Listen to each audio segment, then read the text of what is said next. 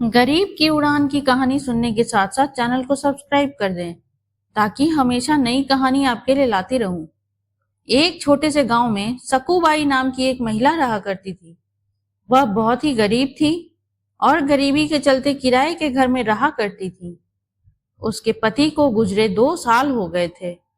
उसका एक लड़का भी था जिसका नाम मोहन था और वह पढ़ाई में बहुत ही होशियार था। पति के गुजरने के बाद घर चलाने की सारी जिम्मेदारी सक्कूबाई के कंधों पर आ गई थी। साथ में मोहन की पढ़ाई का बोझ भी था।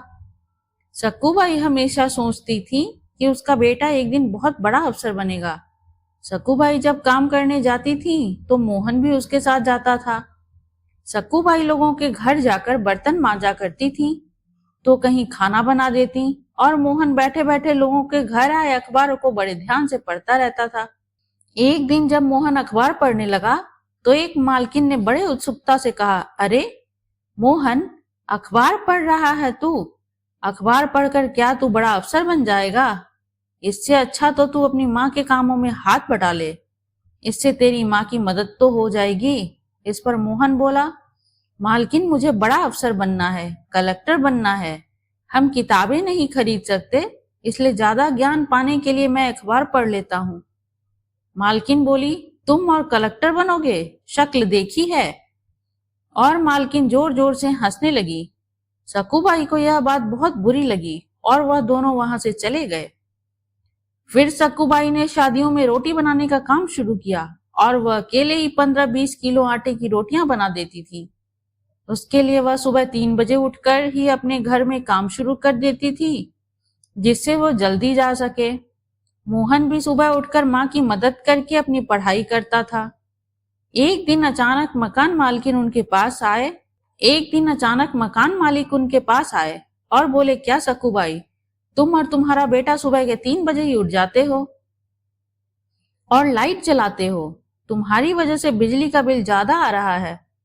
या तो बिजली का बिल ज्यादा दिया करो या फिर मकान खाली कर दो। ये कहकर मकान मालिक गुस्से में वहां से चला गया। उसके जाने के बाद मोहन ने तेल वाली लालटेन जलाई और पढ़ाई करने लगा। माँ भी उस प्रकाश में रोटियां करने लगी।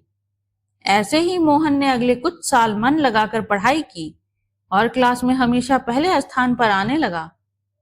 मोहन की लगन देखकर उसकी अगली पढ़ाई के लिए उसके गुरुजी ने उसे दिल्ली जाने की सलाह दी और मोहन का सारा खर्चा खुद उठाने की जिम्मेदारी ली। ये सुनकर मोहन की खुशी का ठिकाना ना रहा। मोहन तब 22 साल का हो गया था। फिर मोहन दिल्ली चला गया और वहां उसने खूब पढ़ाई की। वह घंटों लाइब्रेरी में किताबें पढ़ता रहता और खूब दिल लगाकर मेहनत करता रहता।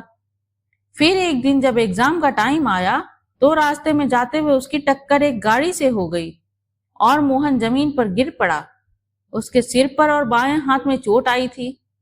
फिर मोहन को खुद ऐसी हालत देखकर सोचने लगा, मेरे बाएं हाथ में चोट लग गई है और सिर से भी खून बह रहा है।